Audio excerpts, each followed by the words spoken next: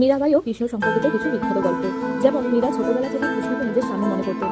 একবার খেলতে খেলতে তিনি তার মায়ের কাছে জিজ্ঞাসা করলেন, মা, আমার বিয়ে কার সাথে হবে? মা মজা করে কৃষ্ণের মূর্তির দিকে ইশারা করে বললেন, এই তোমার স্বামী। হঠাৎ করে রাজার ঘরে পড়লো যে সাড়া, কৃষ্ণ প্রেমে রাজকুমারী মা তোয়ারা।